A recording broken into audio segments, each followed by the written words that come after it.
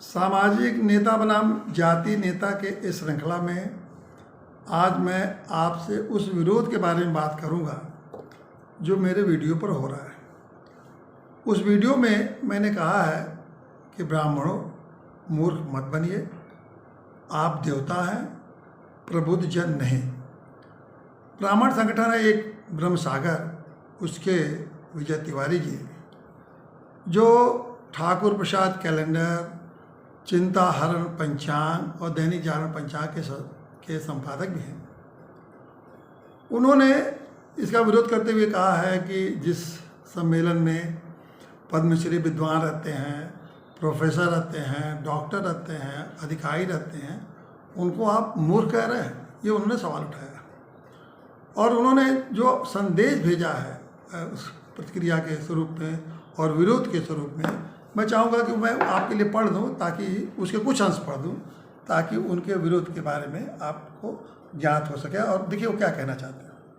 उनका ये कहना है कि प्रबुद्ध जन लिखने को आप मूर्खता कह रहे हैं, इस शब्द को प्रयोग करने वालों को मूर्ख बता रहे हैं। मेरा प्रश्न है, क्या बैनर पर देवताओं का सम्मेलन लिखना चाहिए था?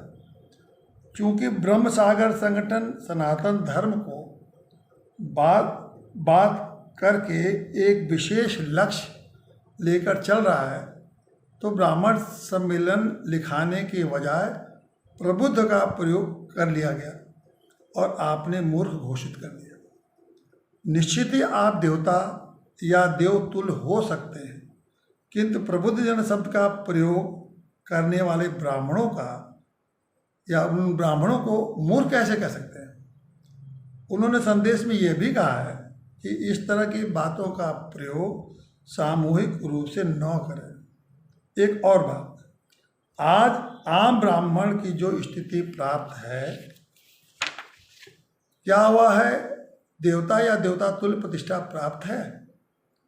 अब आपने विजय तिवारी जी को सुना, उनके ये कहने का मतलब है कि चूँकि आम ब्राह्मणों को देवता तुल्य या देवता का स्थान या प्रतिष्ठा नहीं प्राप्त है, इसलिए प्रबुद्ध जन लिखना चाहिए।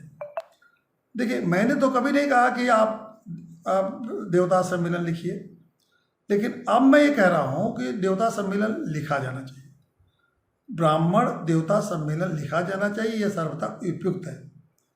और उसका कारण है, अगर हम ब्राह्मण देवता सम्मेलन लिखते हैं तो क्या संदेश जाएगा? ब्राह्मण का मतलब ब्रह्म मतलब ब्रह्म, ईश्वर को जानने वाला, ब्रह्म को जानने वाला, सत्य को जानने वाला। और देवता का क्या मतलब है? देवता का मतलब ये है कि जो गुणवान है, शक्तिवान है, कर्तव्यनिष्ठ है और सबका कल्याण करने वाला है। यही तो देवता का अर्थ है और देवता का जो स्वरूप है उसके बारे में हमारी अवधारणा है। तो अभी दोनों अगर आप लिखते हैं कहीं कि ये बात लिखते हैं कि ब्राह्मण देवता सम्मेलन, तो एक इस तरह का अच्छा संदेश जाएगा, इसमें तो बिल्कुल उपयुक्त है, इसको लिखना चाहिए। अब आप प्रबुद्ध जन अगर लिखते हैं तो उसका क्या संदेश जाएगा? विजय तिवारी जी ने खुद ही हमको जो भेजा है प्रबुद्ध जन का अर्थ, उन्होंने स्पष्ट करने के लिए कि प्रबुद्ध जन का क्या अर्थ है, तो मैं थोड़ा उनके उस अर्थ को आपके सामने रख दे रहा हूँ कि आप समझ लीजिए कि उनका उन्हीं का भेजा हुआ अर्थ क्या है। जो प्रबुद्ध है, प्रबुद्ध का अर्थ है जगाया हुआ या जागा हुआ, बुद्धिमान, विद्वान, चतुर। बुद्धिमान, विद्वान और चतुर, ज्ञाता, जानकार, पूरा खिला हुआ या कार्य प्रारंभ करने वाला, जादू और मंत्र करने वाला। अब आप ही बताइए कि ये किसी सम्मेलन में यह लिखा हो कि ये ब्राह्मण देवता सम्मेलन है, तो आपके सामने क्या संदेश जाएगा कि ये ऐसे लोगों का सम्मेलन है जो ब्रह्म के ज्ञाता हैं, ईश्वर को ज्ञाता हैं, सत्य को जानने वाले हैं। और जैसा मैंने कहा, देवताओं के बारे में समझेंगे कि देवता का लिखा होगा तो भाई यहाँ लोग होंगे, कैसे लोग होंगे? जो लोग गुणवान होंगे, शक्तिवान होंगे, कर्तव्यनिष्ठ होंगे, गुणनिष्ठ होंगे या ये कल्याणनिष्ठ होंगे। यही तो संदेश जाएगा। अवधारणा तो यही बनेगी ना कि अगर ब्राह्मण देवता सम्मेलन लगा तो ऐसे ऐसे लोग आएंगे। और अगर प्रबुद्ध जन लिखा हो सम्मेलन का नाम, प्रबुद्ध जन सम्मेलन, तो क्या संदेश जाएगा? संदेश ये जाएगा कि यहाँ विद्वान, ज्ञानी और चतुर लोग बैठे हैं, ये संदेश जाएगा।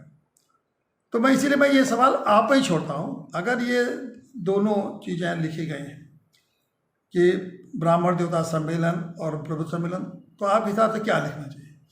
ब्राह्मण देवता सम्मेलन लिखना चाहिए या ब्राह्मण या प्रबुद्ध सम्मेलन लिखना चाहिए? आप, मैं छोड़ता हूँ, आप इस पर तय करें। लेकिन अगर आप मुझसे अगर पूछना चाहेंगे तो मैं तो हमेशा ये कहूँगा कि प्रबुद्ध सम्मेलन नहीं लिखा जाना चाहिए, बल्कि ब्राह्मण देवता सम्मेलन लिखना चाहिए। देखिए, इसका पीछे कारण है कि जो हमारा जब अतीत गौरवशाली है, तो हम उस अतीत गौरवशाली को क्यों मिटाएं? ये तो अगर हम ब्राह्मण देवता सम्मेलन, ब्राह्मण देवता न लिख के प्रबुद्ध जन लिख रहे हैं, तो वो तो उसी तरह हुआ ना कि हम अपने अतीत को मिटा रहे हैं। मान लीजिए अगर किसी कारणों से अगर हमारा अतीत कमज़ोर पड़ गया या नष्ट हो गया, चाहे जो भी कारण हो, मतलब उतना प्रभावशाली नहीं रह गया, तो इसका ये तो तात्पर्य नहीं है कि हम उस अतीत को छोड़कर और जैसे चाहे जिस रास्ते पर चाहे उसी रास्ते पर चल पड़े।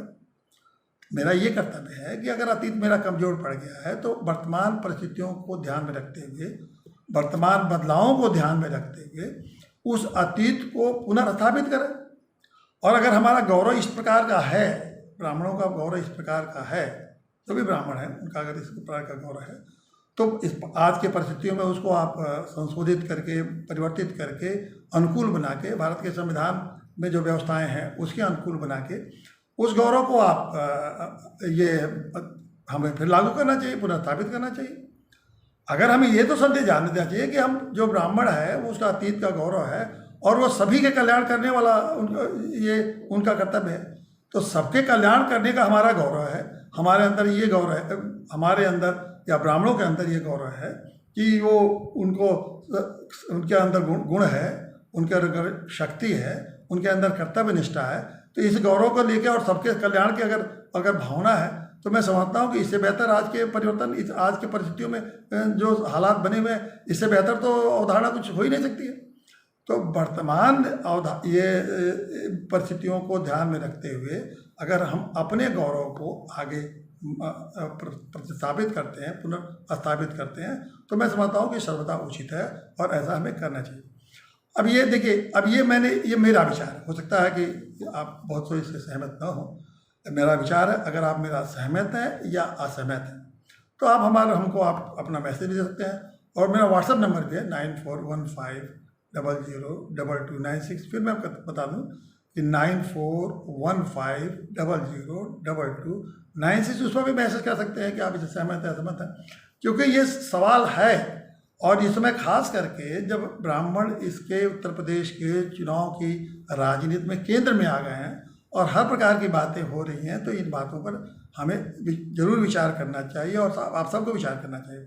और विचार करने के लिए देखिए, सभी लोग अपने, हम तो मैं नहीं समझता कि कोई भी समाज जो अपने अतीत को भुलाकर और कुछ भी रास्ता अख्तियार करके आगे बढ़ जाए तो उसको कुछ सही रास्ता मिल पाएगा या कुछ अपना योगदान कर पाएगा। मैं तो नहीं समझता कि ऐसा कोई कर पाएगा।